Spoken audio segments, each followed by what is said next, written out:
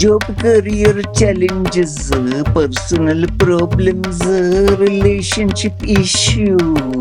When AI can't solve your problems, try a human approach. Ayyo, contact Loy Machedo.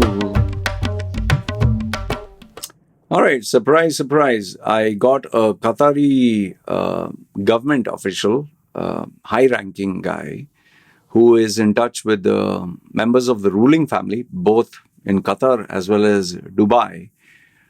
He watches my videos. He watches my videos because I speak about Dubai predominantly. And also because I started to speak on Qatar, so he took a great deal of interest. I didn't expect him to write to me on this, but he did share. I'm going to read out what he sent me word for word. Okay, not going to edit anything. Obviously, the confidential bits I will not say because he has mentioned, please don't mention this. But then I leave it to you guys to decide who are living in Qatar. Is this right? Is this wrong? And feel free to, state your opinion. Like the previous video where I stated that 500,000 people, Indians, would be removed. I guess the person who shared that information with me was wrong, because when I read your comments, people are saying fake news and all that. One guy actually, I always told you, don't just make a statement, explain so we all can learn. The Qatar's population is 2.5 million people, out of which Indians in total are 800,000. So if that guy's statement was true, 500,000, I mean, if you straight away remove in 1 year, then you have 300,000. So it really didn't make any sense. And then I was wondering, why did that guy tell me 500,000? Like I told you, I will share with you what is given to me by reliable sources. And he's someone who is very reliable. I don't know whether he was at a point where, sometimes we exaggerate. I don't think it was a mistake, but definitely I would say that maybe he was trying to exaggerate. Okay, but that only one number. Rest, everything else is perfect. So I'll read out what this gentleman, by the way, I know him. I respect what he has to say. He's an amazing individual, amazing. And yes, this is not bluffing. He is in touch with members of the royal family. He is a government official. He's high ranking. He is powerful. Okay. So I'll read out what he has said, minus the parts which he has mentioned in red. Please don't state this. Okay. About your video on Qatar. Job market.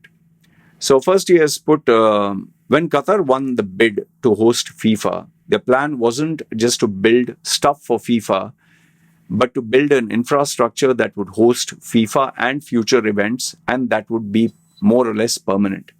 They built basic necessary infrastructure like metro, better roads, better facilities, and the rest were divided into two categories. Category 1, infrastructure that can be dismantled. Category 2, infrastructure that can be maintained. Now, the infrastructure that can be dismantled, stadiums and arenas were built, or areas were built in a way that could be dismantled after the event, so the country can cut down on the necessary maintenance. Because, when you have a stadium or you have any large structure, if you don't maintain it, there's solid wear and tear, which is the problem Dubai is experiencing. They have, especially in Sports City, which Bukatir, my dad and mom's ex-employer, billionaire, he opened the stadium and they are not using the seats, everything else, the paint, everything gets destroyed. So, a very smart thing Qatar did there. Then infrastructure, category 2 is infrastructure that can be maintained. Some stadiums, some areas and some arenas were built with a long-term goal in mind.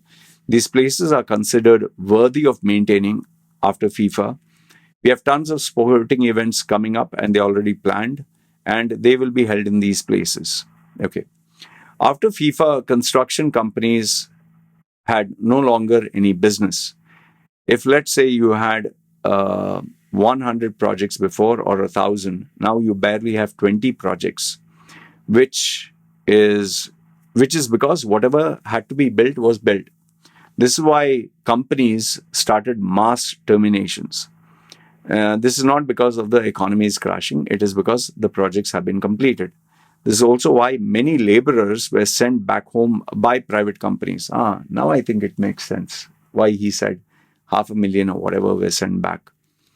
Okay, maybe it is because of all these projects. They bought in excess number of employees. Um, but then again, it can't only be Indians. It has to be Bangladeshi, Sri Lankan, people from Far East, Southeast Asia. Okay, so it can't just be Indians. Okay, like I said, I'm giving you playing the devil's advocate because I want you to get the right information. And he said, there's nothing more to build, and making them stay will cost the company a lot of money, and it doesn't make any sense. Okay, so the next point is Qatari and its residents who are non-Qatari. I mentioned this years ago. He and I are constant in touch, so he was talking about something which I've censored. Qatar prefers having long-term residents. There are many reasons for this. First, if something in Qatar has been stated publicly, okay, it is something that Qatar and the Emir has stated publicly. They are very grateful for residents who lived here for decades. They are like family. In fact, now residents born in Qatar and the residents who have lived in the country for more than 25 plus years can apply for permanent residency, government scholarships in the university, provided they prove themselves, and get absolute priority when they're looking out for jobs. Oh, just imagine, he is from the ruling, his connections in the ruling family from the government, and he's saying this. So taking up new residents is a very tiring process because everyone has to go through a mandatory full body checkup in the embassy located in their country, and companies will have to spend money on that. If they are already residents of Qatar, you'll need a simple fit for work certificate from the local hospital, which barely costs $200. It is also very easy to change sponsorship and start working immediately. I guess it was not like this before. You can correct me if I'm wrong. Because before, unless the Qatari employer gives you a green signal, you're not allowed to even leave the country. Kafala, I think they used to call it kafala. Yeah. So he's saying that they made it easy to change the sponsorship. Meanwhile, a new resident will take weeks, if not months, to come and join and get all the approvals. Okay. Moreover, since Indians were caught spying, we consider Indians very high risk because, especially when you employ someone new, because we do not know their agenda. And I don't blame them. Our Indians themselves have ruined their own reputation. And where Qatar was portrayed as the bad guy and the Indians as innocent, it was proven that Indians were spying, although the Indian media will not mention this. Okay. So they don't trust Indians very much because Indians themselves have burned the bridges, so to speak. I don't blame them. I don't know why Indians do this. They always have this thing, oh, we are supporting Israel. Oh, Palestinian are Muslims. Then why do you come to a Muslim country to work? Stay in your Hindu-Pindu zone, right? Okay, the quiet life. Qataris prefer to have a quiet life, which is both for its nationals and residents. I guess they don't want noise like Dubai, which is very noisy. Residents who are born and raised in Qatar know the cultural norms and traditions, which is something Qatar wants to preserve. Having a large number of new residents can be chaotic, loud, and will also dilute the norms. Yes, wherever our Indians go, they do too much of their, band, baja, and bale and big noise and all that. And lately, our Indians have been crossing the line. Even that in Canada, blessing the Canadian water and calling it like the Indian this thing, all nonsense. Okay, moreover, lower the population, lower the crimes. And yes, lower the headache on infrastructure. And if you have quality crowd, you don't need mass uneducated population. Like best example is India. Look at the amount of gunk and shit and nonsense in terms of the quality of people. Qatar wants everyone to be safe. We still welcome new residents, but we prefer taking care of residents who love my country as much as I do. Okay. And yes, I believe that they want quality residents. Remember what my friend said, no? Who was the previous video. They just don't want people with a lot of money or millions and crypto aficionados. No, because, you might be bringing crime with you.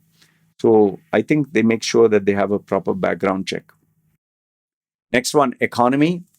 Qatar prefers a slow and steady economy. We focus on long term, sustainable economic development models rather than fast, quick, return based economy, which is very much Dubai.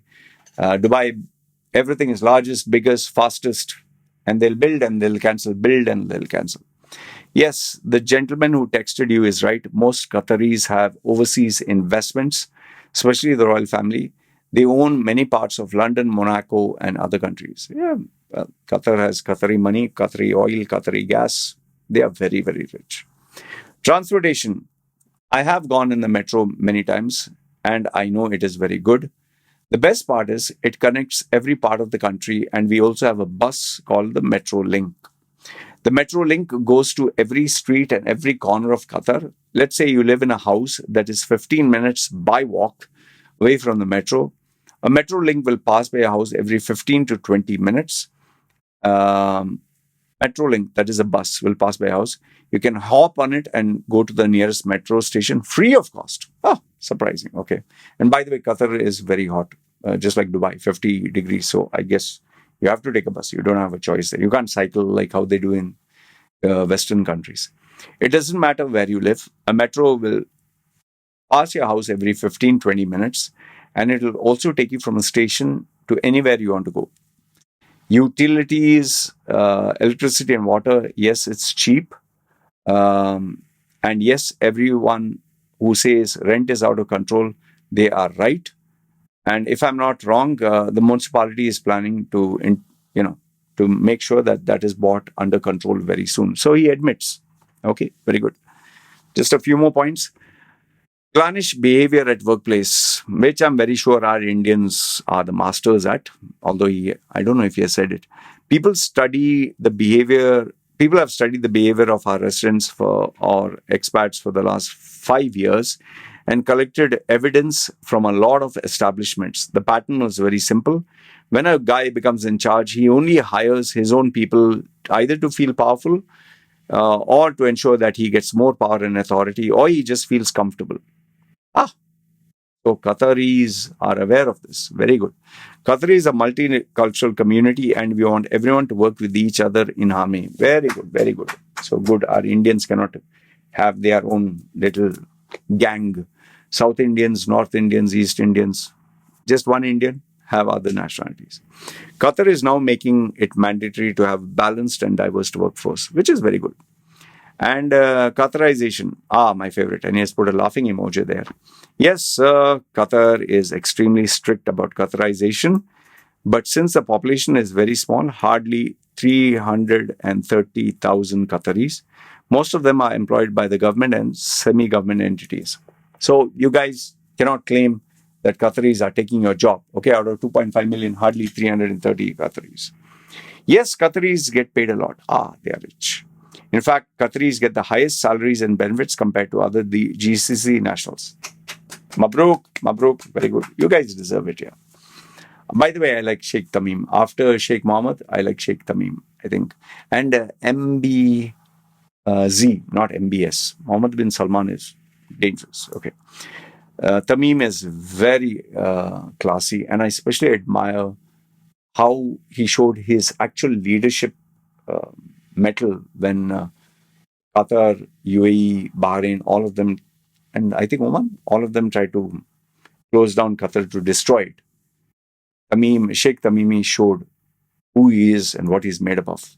And he made UAE, Saudi all bend and admit defeat. And remember the iconic photograph and video moment where after Sheikh Tamimi came down, Saudi Sheikh went and hugged him.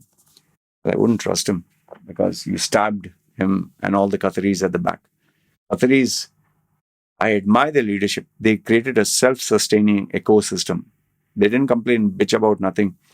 But thanks to Sheikh Tamimi's leadership, he managed to buy back USA from the nonsense that it was doing, supporting terrorism. What nonsense here.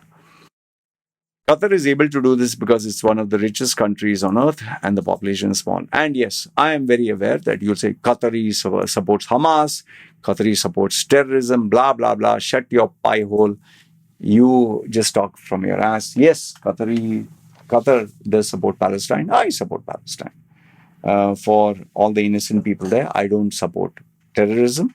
I don't support terrorist groups. You'll ask me, oh, do you condemn Hamas? Yes, I condemn Hamas. Do you condemn IDF? No, you don't. So sorry, double standards doesn't work.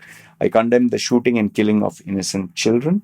I condemn the killing of innocent women and men with all the bullshit excuses. Oh, they were as human shields. How many children have to die? How many men, women, innocent? How many have to be burnt alive? How many have to be starved to death for you to finally say enough is enough? So I'm sorry, but I'm with Team Qatar. I'm with Team Palestine, the innocent people. I'm with for peace. I don't appreciate and I will not support anyone who feels a great deal of pride beating their chest. Oh, this kid was killed. So what? It's collateral damage. Oh, fuck off. I've removed all these people from my group. I don't care. I want people who are humans, not animals. Anyway, thank you very much, my Qatari friend and very respectful guy, rich, successful, studied abroad, powerful, meets the who's who of the ruling family, good government job, but very humble. Thank you. I read your letter exactly the way it is. I appreciate you sharing these points. Now, to the people in Qatar, expats, residents, tell me if what he has shared is right or wrong. Love to hear from you. And yes, I will admit what my friend, buddy, whatever he told me, 500,000 Indians. I think it is during the FIFA, during construction boom, that excess number of workers were there. Maybe he's talking about that because you guys were right. When you Google search the population of Qatar, 2.5 million, and out of which Indians 880,000 or something. If you start doing 500,000, how is that possible? Annually, that too. Anyway, this is what I wanted to share. Good, bad, ugly. Let me know your thoughts. Anything else? Send me a message. Send me an email. Your details will be kept confidential. This is me signing off. Yeah.